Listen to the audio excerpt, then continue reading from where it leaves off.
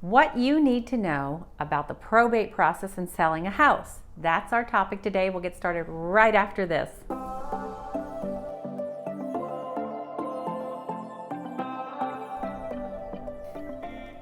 A probate sale can certainly be intimidating. It is not an easy process, and it certainly isn't simple. It can cause strain on a family, but with knowledge, things can be a lot easier.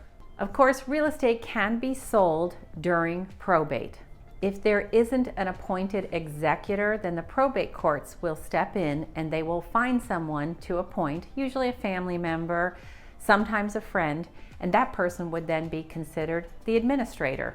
The courts would appoint that administrator to oversee the entire probate process, especially selling the home. After all the steps that are taken during the probate process are completed, then the courts will step in and handle how the proceeds will be split amongst the beneficiaries.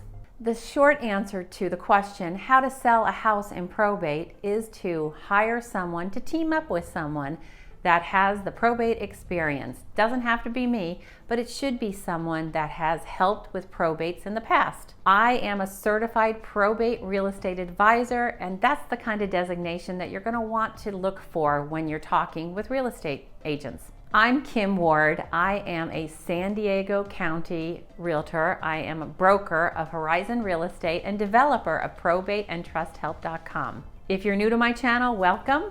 If you've watched my videos before, welcome back. Now let's get back to what I was talking about. To make the whole process seem easier for you to understand, I'm going to share some steps and some important tasks that need to be taken during the probate process.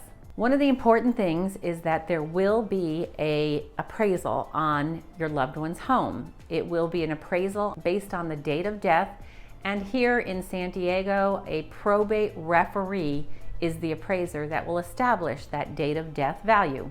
When selling your loved one's home, what you want to keep in mind is whatever that number is that the probate referee comes up with as the appraised value as of the date of death, you want to make sure that you're selling the house within 90% of that number.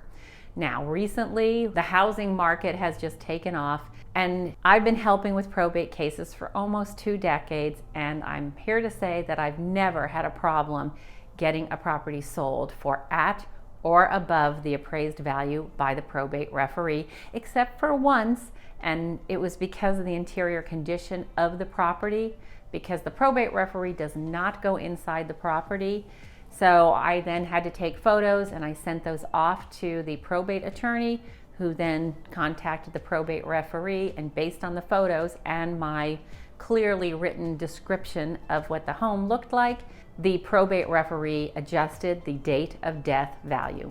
So I'm sure you know that handling a probate sale is much different. It's a total different situation than a traditional sale of someone who lives in the home. If the decedent's estate has property, personal property that you plan on selling during the probate, buckle up, you're in for a ride on how to get the property, the personal property, taken care of so that you can then focus on the biggest asset, the real property, the home of the decedent. And that's what we're going to talk about today, the actual process of the home. It's important you know that probate is a court-supervised legal procedure where beneficiaries legally can obtain the financial and physical assets that were promised to them. This is in the case of a will. When there is a will, the person that passed away would actually fill out the will saying what they want to give to each of their beneficiaries, including the percentage of the home. Of course, once the house is sold, if there happens to be debts that need to be cleared, that would have to happen before the probate courts could release any of the funds for the beneficiaries. The whole point of the probate courts being involved is to prevent fraud after someone dies. So you can bet that the courts are going to keep a close eye on the biggest asset involved in the probate, the decedent's house. Every state has adopted different probate laws, but anywhere you go, probate has specific rules and lots of paperwork. The probate court will have timelines and deadlines, and they require a specific order of operations. those operations need to be followed by the personal representative of the estate, the executor or the administrator.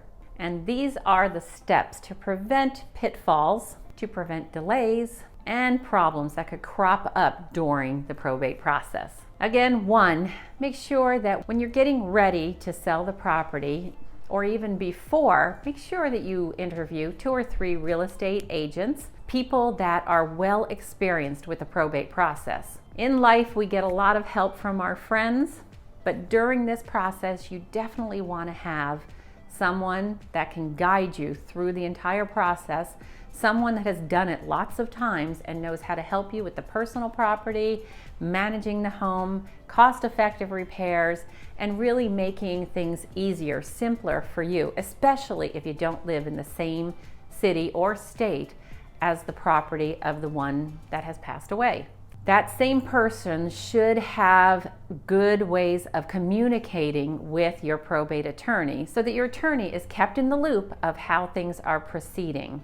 And yes, you need both a certified probate real estate advisor agent and a probate attorney to help you through this process in most cases. So whether you're an administrator or an executor, again, you're going to want to team up with someone that can make things simpler for you and make sure they have your back, and someone that's an I dotter, T crosser, to make sure that all of the documents are completed correctly, so that 6 months after you sell the house, you don't have somebody coming back, somebody meaning the buyer, saying that there was something that was not disclosed or handled properly during your sale. And when I talk about preparing the house, I always believe in cost-effective repairs unless the house is a complete fixer and there would be no stopping point in the repairs. So after determining which repairs that will increase the buyer interest and the net proceeds to the estate, once we have your permission, then we will take care of getting those repairs taken care of and managed. So again, before you choose someone to help you through this process, make sure you do your homework, because it's going to save you a lot of time on the back end that if you pick the wrong agent to help you, it could cause more delay, more difficulties, and more work for you. I do have another video on this channel that has questions to ask real estate agents when involved with a probate sale. So you're going to probably want to watch that one next. Another thing, like item number 2, is trying to sell the property without proper authority. I have heard cases where a real estate agent took a listing with a family member and the agent didn't even know that that person couldn't sell the house. They need to have letters of administration from the probate courts stating that they have the authority to handle the sale of the house. So keep in mind that just because you are in the will as the executor, that does not mean that you can just stick a sign in the yard and start selling the house. You must be officially appointed by the probate courts. If there isn't a will, then the probate courts will, again, typically look through the list of family members and see who is the most qualified in order to go through the process of the probate and selling the property. The third thing I want to share with you is avoid mishandling the documentation for the sale and especially the disclosures. Real estate disclosures in California have set rules of what documents you need to complete, and they do on these documents say something to the effect of, to the best of your knowledge, and then there's a bunch of questions for you to answer. So you want to make sure that you have someone, a guide by your side, that has done this many times, who can help you to complete the documentation properly.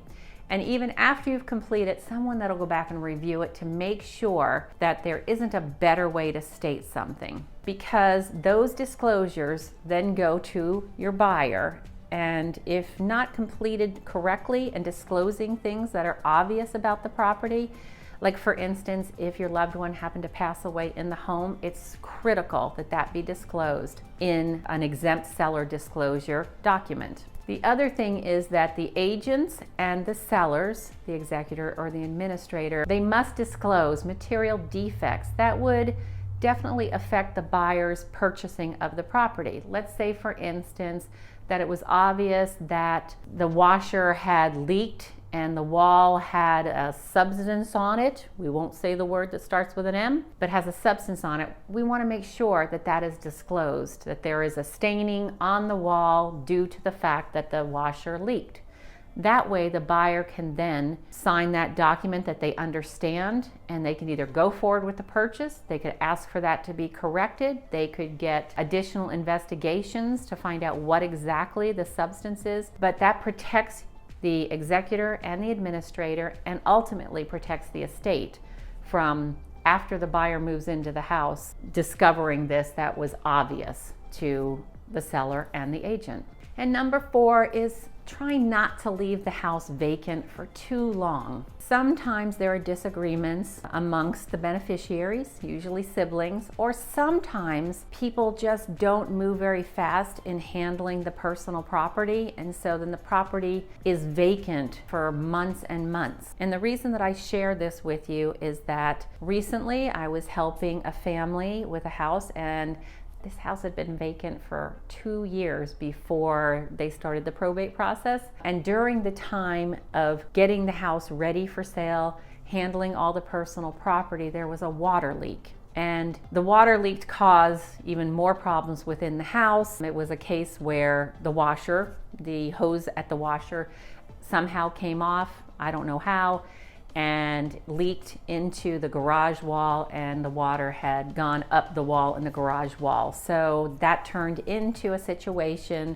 where we had to contact the homeowner's insurance, and we had fans, and we had dehumidifiers, and then wall repairs. So if the family had moved faster on that, perhaps they would not have had that experience of the water leak in a vacant house, and no one knew about it for days. And on that same topic, sometimes the yard just isn't taken care of, and if you don't take care of your yards here in San Diego, you could actually get a notice and a fine from the city of San Diego. Plus, when you leave a property with the lawn growing up 3 feet, it's pretty obvious that the house is vacant, and then you end up perhaps with squatters living in the house. We don't want that. And this is where I'm going to mention that's why insurance companies do not like to cover vacant houses. So something to share with you is that there is vacant house insurance that you can get, which truly protects you as the executor or administrator and the estate. Now, the vacant house insurance is going to cost 2 to 3 times what normal insurance costs, but it's the price of protecting the estate through this process. And most insurance companies don't want to see a house vacant for more than a few months. As you can see, there are many things to consider. These are just some of them while in the process of representing an estate, while you're completing your loved one's life. So it's important that you have someone that can have your back, especially if you don't live in the same area as the house. Someone that can be your eyes and ears and keep you informed of what's happening with the home.